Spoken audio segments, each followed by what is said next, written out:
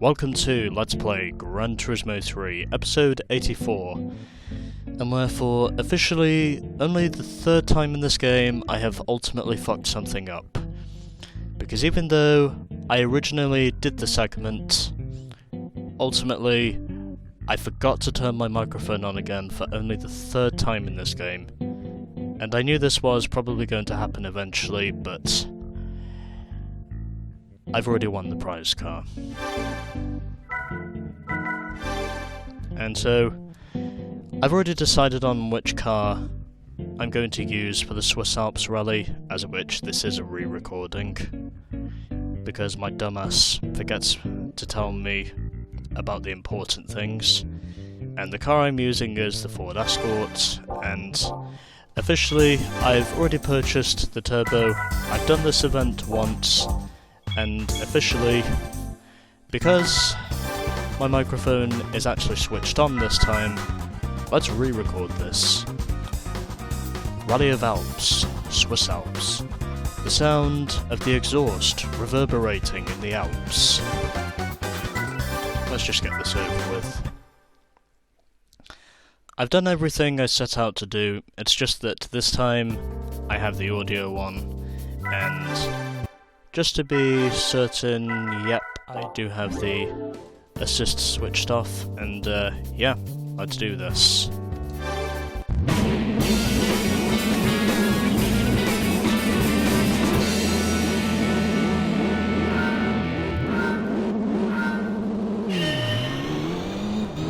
Furthermore, yes, if I do get an opportunity in the future, then I probably will end up re-recording this, as well as my two previous games from the fuck-ups I made early. Well, the fuck-ups I was inevitable to make early, and already, at the moment, this is already proving to be worse, because I just wrecked on the first lap. And I actually need to get my brain to function again, properly. Even though most of the time my brain, if my body is not functioning properly, it usually just tends to stay off without telling me important things. And I think I'm now going to keep my whole mouth shut because my speaking is just making me wreck.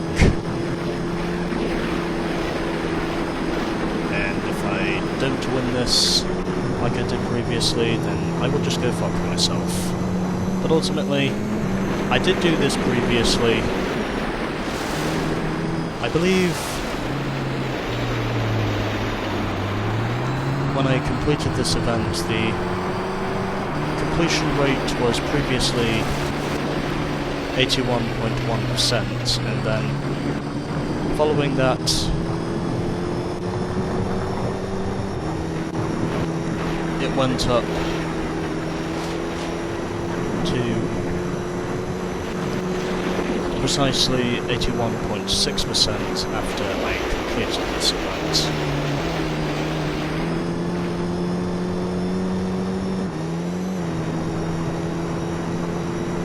And as I would suspect from the first race, I'm already leading.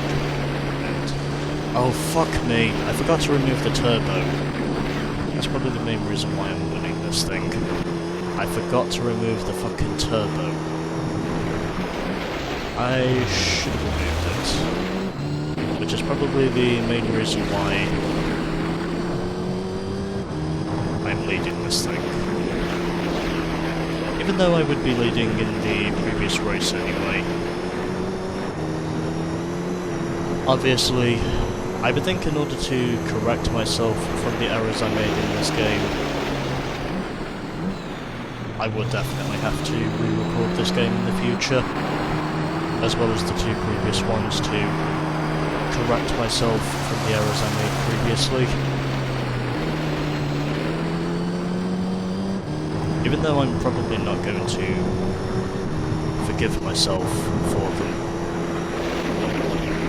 Yeah, that's the main reason why I'm leading this thing more than I should be. Because I forgot to remove the turbo. Because I am an incompetent dumbass when it comes down to these recordings.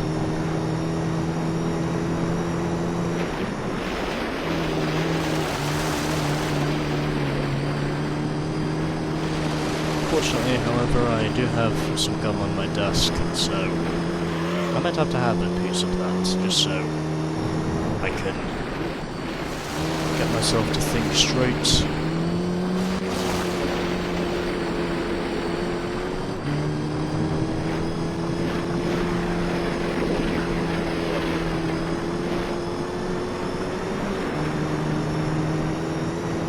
And unfortunately with this game, unlike Gran Turismo 2, you cannot re-win prize cars from repeating events, which oddly enough was also a feature they had in Gran Turismo 4, where you could basically clear the progress of an event and just basically do the entire thing again, and you could still win the same prize card that you won previously. You can actually correct yourself in GT4, but with GT3 you cannot, unless it's in a championship event. Then that's when you can correct yourself over the prize cards you win. Anyways, I win race 1 by default of me just literally keeping the turbo on. Anyways, race 2. And I have already reminded you that I've already done this. Well, at least I know with the re-recording I am able to get some more money, which is important, from me basically being terrible with my organisation skills in this game.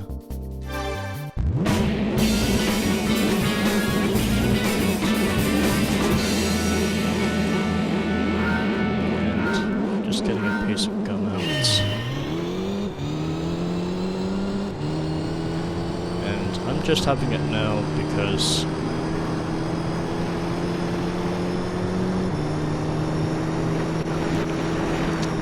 I need my brain to actually function this time.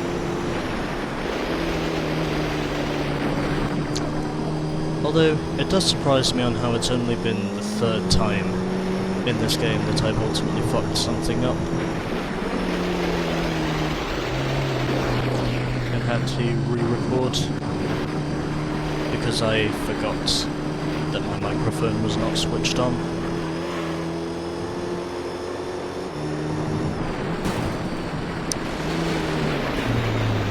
And already the Impreza is getting aggressive because he just literally punted my ass, he did.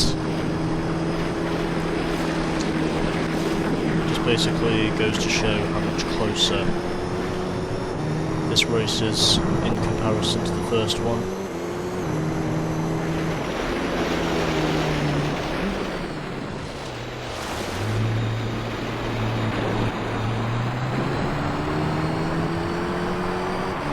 Well, at least I know when I make these mistakes, I end up getting more money for the endurance events, because there are probably going to be some cars that I will want to purchase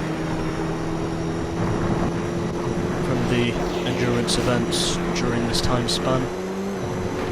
And oddly enough, I think in some cases that probably will be something. I mean, I know it may not necessarily be the anatomy that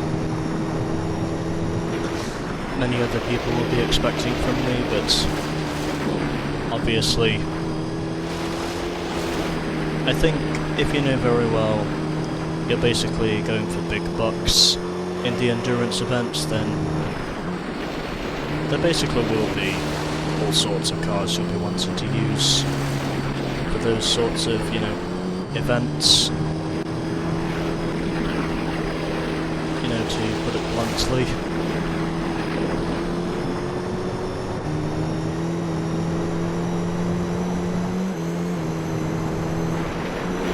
Furthermore, yes, I probably will put a note in the description saying that I did fuck up on my first attempt of recording this.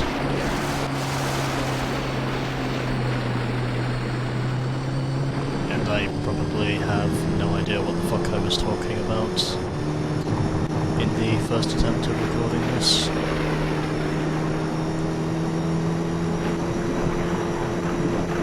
Something about why exactly running cars were running on restrictor plates, I guess, is what I was talking about. Well, I was probably just ranting, but, well, on this attempt of recording I'm actually concentrating. And fortunately for you, at least as the viewers, rubber banding is pretty strong. So obviously, that is something else I should probably note.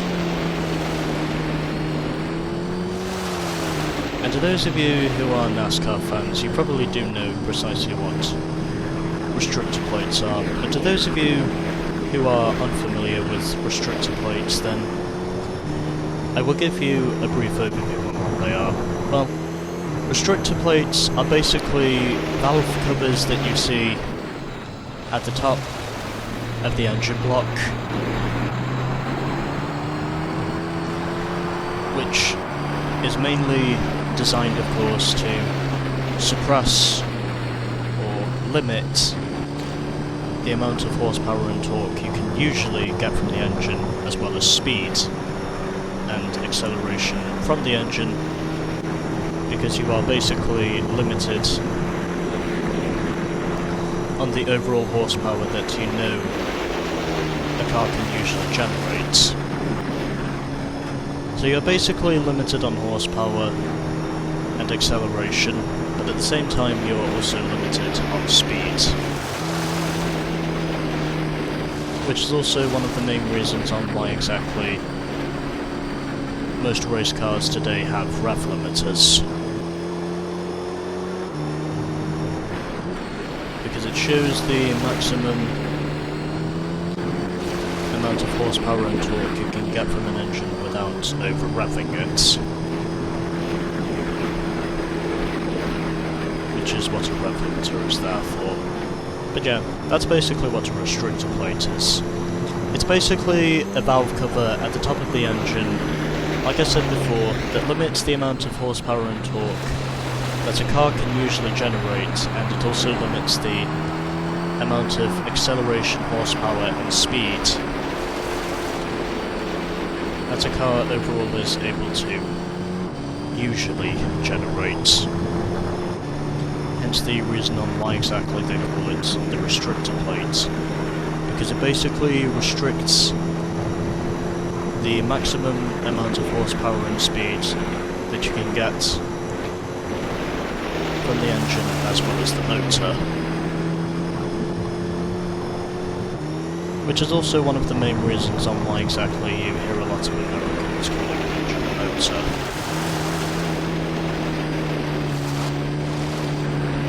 And yes, I did figure it was necessary to point that out. Anyways, I also just noticed this is the final lap of race 2. Fortunately for me at least, there was only one segment where I fucked this up. I didn't fuck this up in the second segment because I remembered to stop recording before I did that.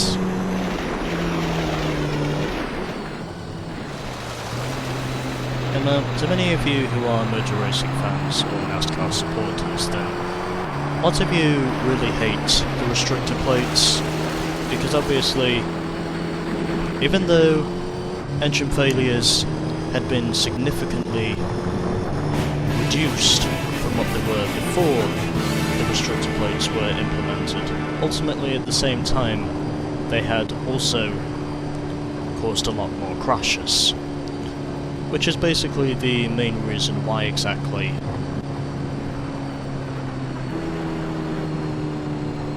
superspeedway racing nowadays, if you're either racing at Daytona or Talladega, it's basically the main reason why exactly the fans have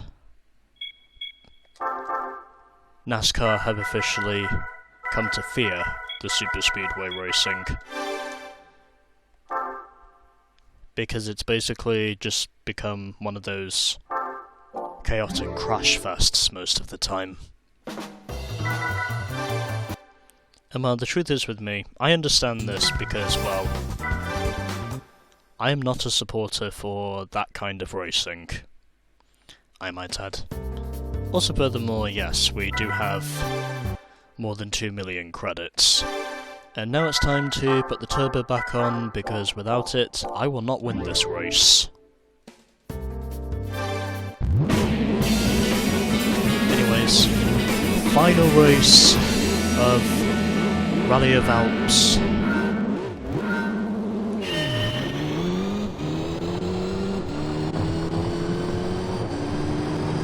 And where I would imagine, with the turbo on, this will probably be more or less an anticipated dub. Just because, you know.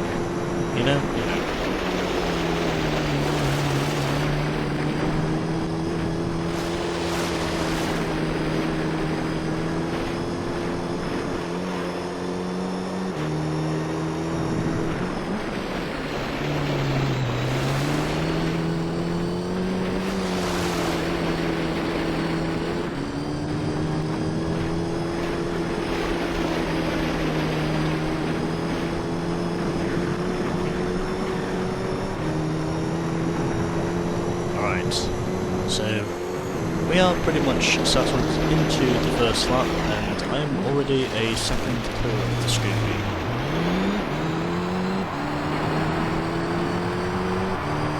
And I think it is easy to understand why exactly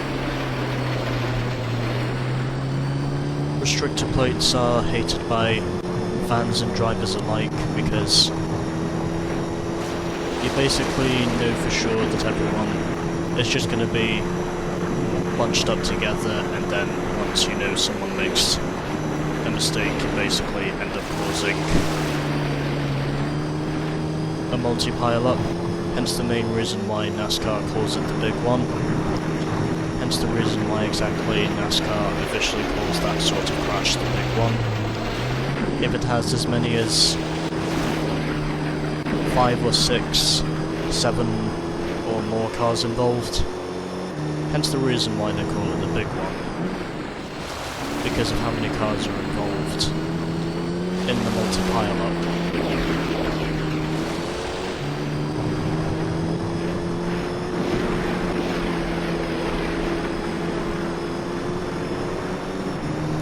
Although, oddly enough, of course,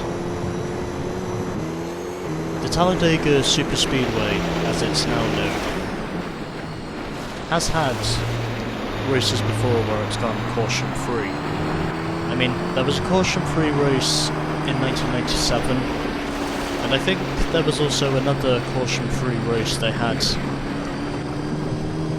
in, was it 2002? Yeah, 2002. Which, of course, to those of you who are Hendrick Motorsports supporters would probably also know that was the worst Hendrick performance ever, because pretty much all of their cars dropped out with engine failures, and they were basically the only cars to officially drop out of that event. There was only 60 NFs on that day, which, oddly enough, by Talladega standards is quite low if you consider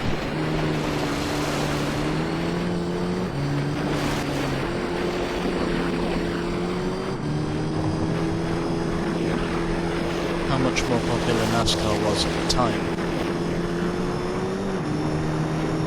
And it's also because obviously there were no crashes on that day, fortunately. Although I couldn't tell you who the race winner was.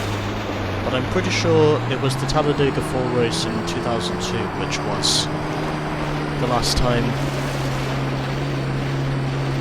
a race at the Talladega Superspeedway went caution-free.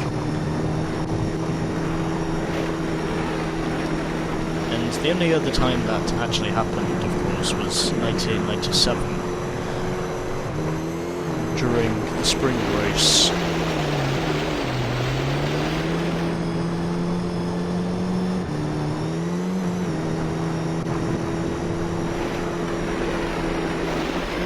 Although, oddly enough, of course, NASCAR itself over the years has had many remarkable superspeedway races. Because, well, you've basically had Fireball Roberts, you've had David Pearson, Lee Petty, Richard Petty, Cale Yarborough.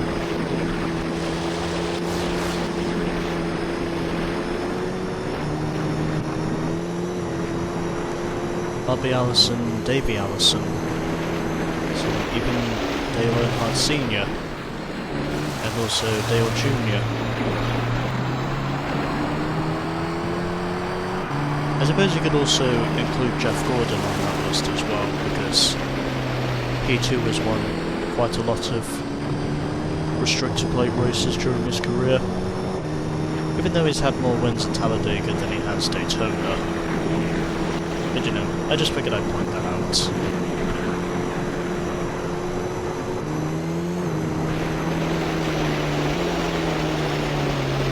I suppose you could also include Brad Keselowski on that list as well, because he too has had quite a lot of victories at Talladega. I think he's also won at Daytona once, as far as I know. But it's in the summer race, not in the Daytona 500. At least he hasn't won it yet. As of 2021, he has not won the Daytona 500. He might win it in the future, but it'll surprise me if it does.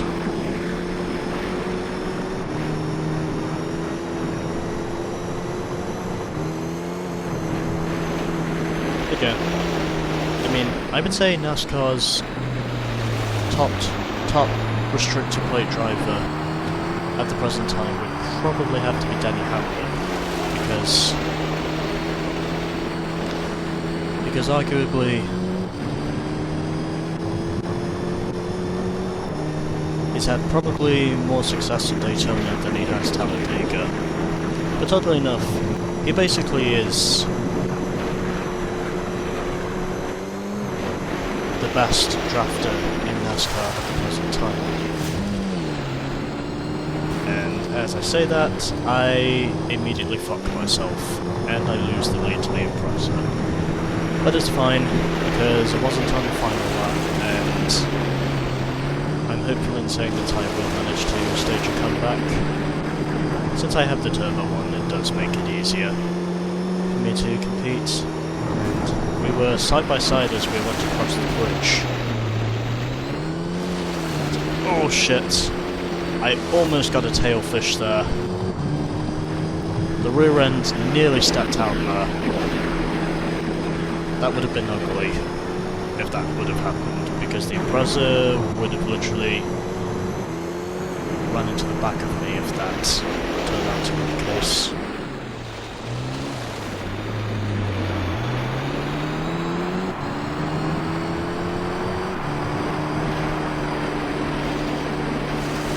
Anyways, through the hairpin turn we go, as we now begin the final lap here in the Swiss Alps Rally. The gap is now just under 0.8 of a second.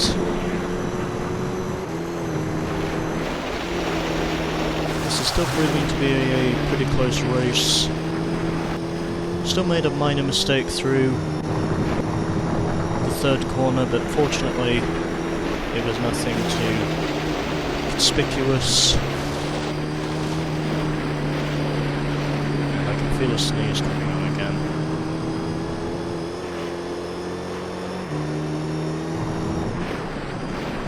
It's probably going to happen sooner or later.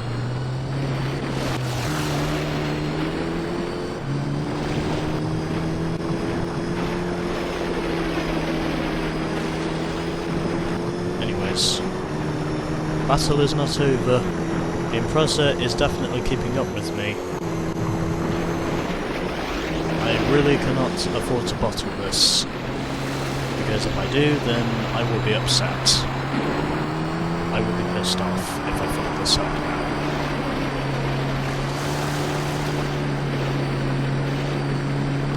Hopefully that will not be the case though. And no, I do not. And in the end I went by just under a second over the Impreza. So there we go. The Rally of Alps has officially proven to be a clean sweep. Like it was on the first attempt. And officially, I'm basically well over 2 million now, in terms of credits. And I've already won the prize car up to this point. And I will show you exactly what prize car we win.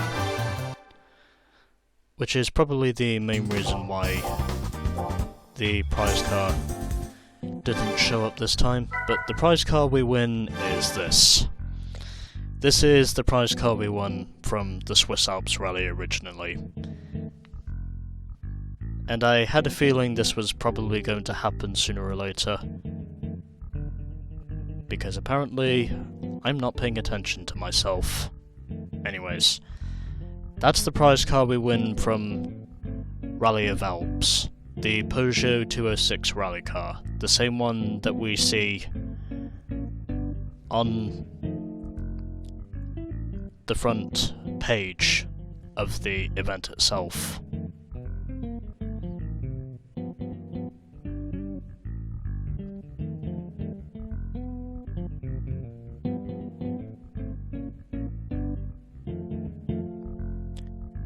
Yeah, you've probably got a glimpse of what this thing is now. Anyways, next time we shall be doing Special Stage Route 5 Wet, and hopefully I will not bottle my recording sessions again. Anyway, stay tuned.